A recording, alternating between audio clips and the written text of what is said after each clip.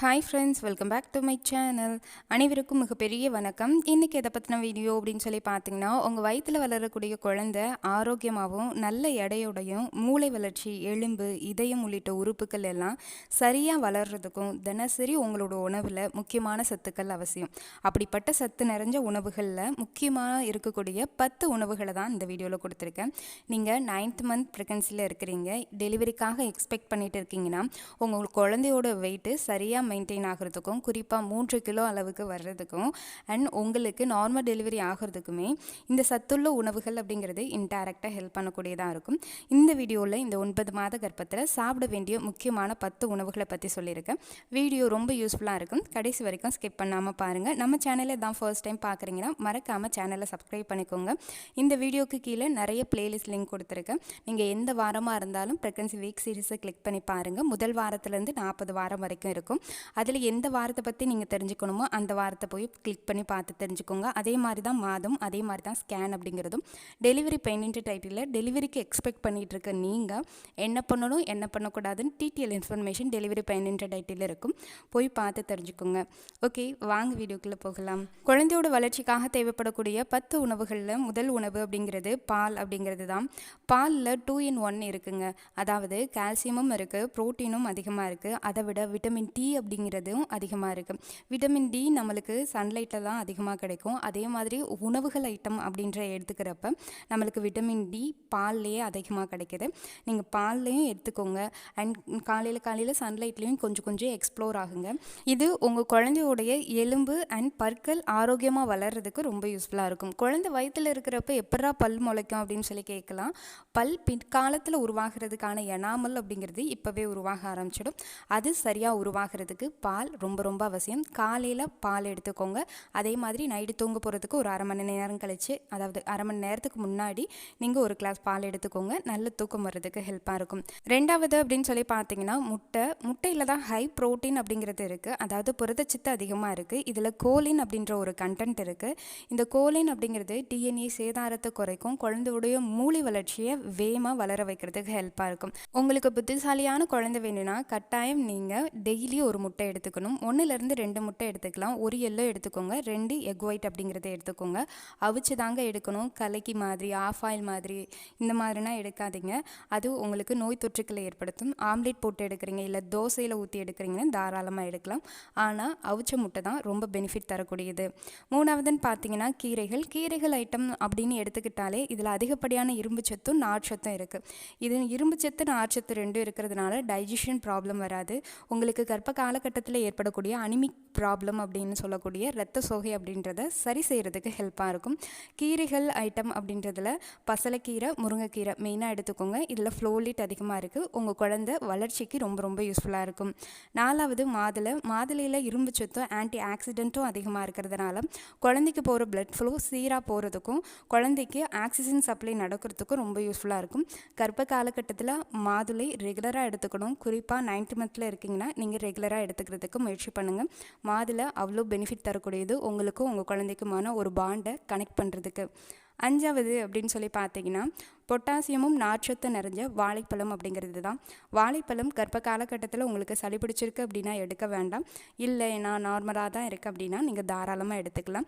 உங்களுக்கு கர்ப்ப காலகட்டத்தில் ஏற்படக்கூடிய பைல்ஸ் வியாதியிலேருந்து சரி செய்கிறதுக்கு இந்த வாழைப்பழம் ரொம்ப ஹெல்ப்பாக இருக்கும். நிறைய பேருக்கு மலச்சிக்கல் ப்ராப்ளம் இருக்கும். ரொம்ப மோஷன் டைட்டாக போகிறது, மோஷன் போகிறப்ப வலிக்கிறது, இது மாதிரி இருக்கக்கூடிய கான்ஸ்டிபேஷன் ப்ராப்ளம், இதுவே இன்னும் ஒரு சிலருக்கு ப்ரெக்னன்சி டைமில் பைல்ஸ் வியாதியே வந்துடும்.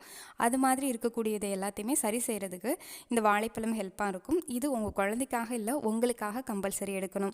6வது தயிரில் கால்சியம் அதிகமாகவே இருக்குது. இதில் குட் பாக்டீரியாஸ் அப்படிங்கிறது இருக்குது.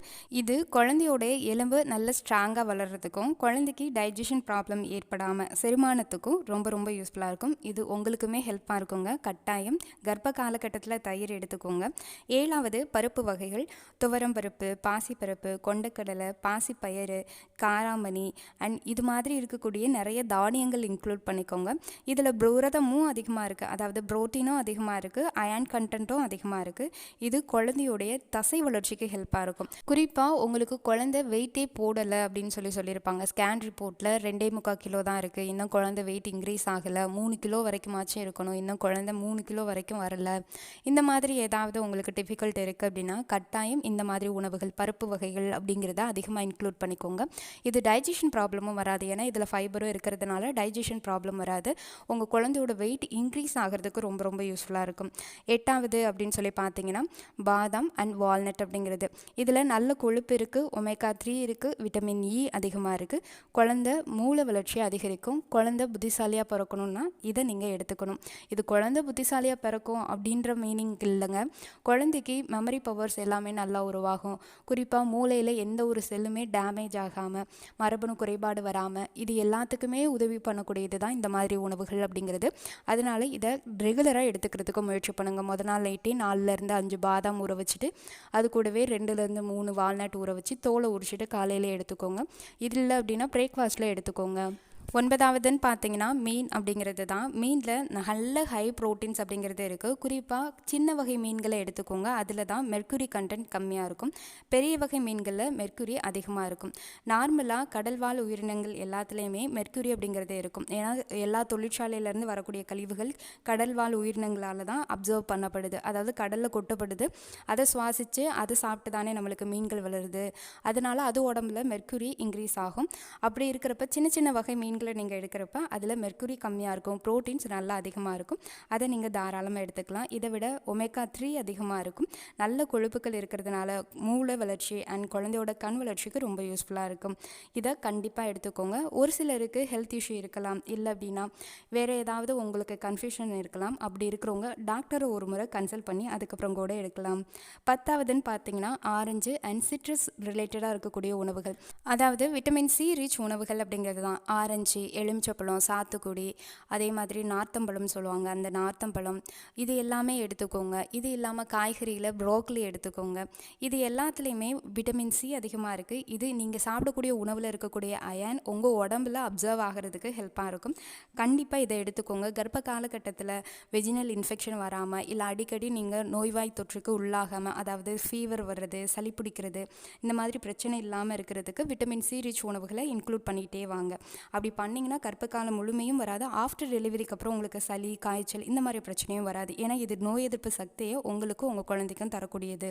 இதுதான் 9th மந்த் ப்ரெக்னன்சியில் நீங்கள் எடுக்க வேண்டிய முக்கியமான 10 உணவுகள் அப்படிங்கிறது. இந்த உணவுகளை ரெகுலராக இன்க்ளூட் பண்ணிக்கோங்க. உங்கள் குழந்தையோட பிரெயின் டெவலப்மெண்ட், ஐ டெவலப்மெண்ட், எல்லா வளர்ச்சிக்குமே, குழந்தை வெயிட் போடுறது எல்லாத்துக்குமே ரொம்ப யூஸ்ஃபுல்லாக இருக்குங்க. அன்வான்ட் உணவுகளை எல்லாத்தையுமே அவாய்ட் பண்ணிக்கோங்க. வெளி ஐட்டம் எல்லாமே சாப்பிட்றத அவாய்ட் பண்ணிக்கோங்க.